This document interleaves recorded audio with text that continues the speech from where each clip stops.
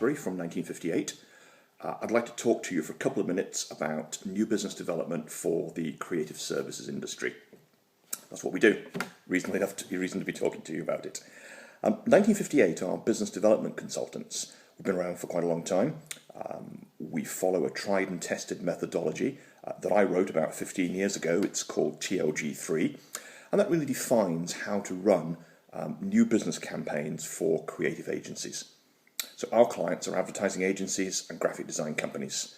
And within that broad sweep, you can include things like digital agencies, direct marketing agencies, integrated agencies, web agencies, and so on. So really any creative services company. Our role is very simple. We work at the early stages of the sales cycle, so we do all the difficult, the unglamorous, and the time-consuming tasks. So we do all of the prospect research, we find the suspects, we qualify the prospects, and we build relationships with them using the most powerful new business tool the world has ever known. No, it's not the internet either, it's the telephone. Used correctly in new business, the telephone is a lethal weapon. Put it in the wrong hands and it's even more lethal. But if you know how to use the telephone correctly for building relationships, nothing is better than that.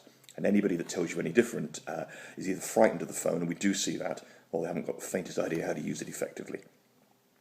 So what do? We build relationships on behalf of our clients with prospects. And who are those prospects? Well, we agree in advance with our client the type of work they're looking for, whether that be an annual retainer, an annual report, a new website, a direct marketing campaign, whatever it happens to be. We also agree the type of clients they want to work with, what industry sector they're in, how big they are, perhaps their standing within their own industry, and the level of seniority within the organisation that we should be talking to. So are we talking at CEO level? Are we talking at marketing director level? Are we talking at project manager level? We also agree the type of budget scope there is. So, there's no point us sending you in to see someone who wants a couple of business cards printing. That's a waste of everybody's time and a waste of your money.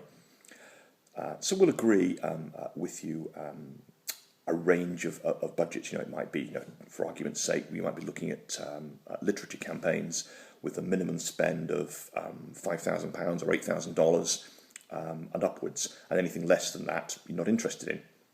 Or at the other extreme, it could be, you're only interested in account reviews with a spend of, £100,000, $140,000 a year, something of that sort of order. It's all very much up for debate, and it's very much up to you at the beginning of our relationship to define with ourselves what's the qualified prospect for you. When we do that, and we start building those relationships, we're looking to do two things. First of all, we're looking to subtly qualify the prospect over a series of conversations we have with them, and sometimes we strike lucky and they just sacked their design agency the day before and they're on the lookout for a new one. Believe it or not, that does actually happen, although not as often as perhaps I'd like it to. We build that relationship over a period of time. We're looking to do two things. So we're looking to continually qualify the prospect subtly, I hope, and we're looking to talk to them about our client as if it's us. When we've got the prospect qualified, so we're talking to the decision maker or a key member of the decision-making unit about a known project that has a defined start date that's within that time window we've agreed with our clients, with a budget that's approved and again is within that range of that remit, then and only then do we start to talk about arranging a meeting. What we do is we then send you in to go meet the prospect to talk specifically about that funded project with a known start date. So you're not going in to show the portfolio and hope for the best. You're going in to talk about specifics.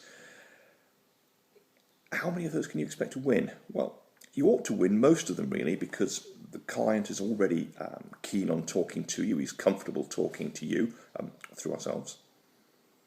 We know his budget. We know his timescale. We know his project. So really the only reason that you won't win every single time, and you won't win every single time, it doesn't work like that, but the only reason you wouldn't win really is because either the chemistry between you and the client is not as good as it could be or not right, or secondly, they don't like your creative approach.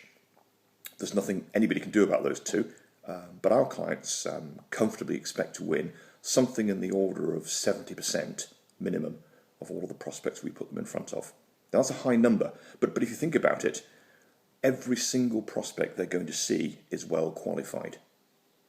Does that happen in your current new business activities? Well, unless you're one of our clients, I suspect it probably doesn't. New business is fascinating. We have a methodology that we developed ourselves, defines how to run new business campaigns for the creative services industry. And I would be so bold as to say that no creative agency will ever be continually successful in new business unless A, they're very experienced at it, and B, they follow a tried and tested methodology. There's no point giving new business to someone as a kind of a part-time job or fit it in around running other accounts. It doesn't work. You have to have a consistent, focused approach using a tried and tested methodology. I'd love to have a chat to you about new business and how 1958 might be able to work with you. Let's have a chat. Pick up the telephone or give me an email. Thanks a lot. Bye.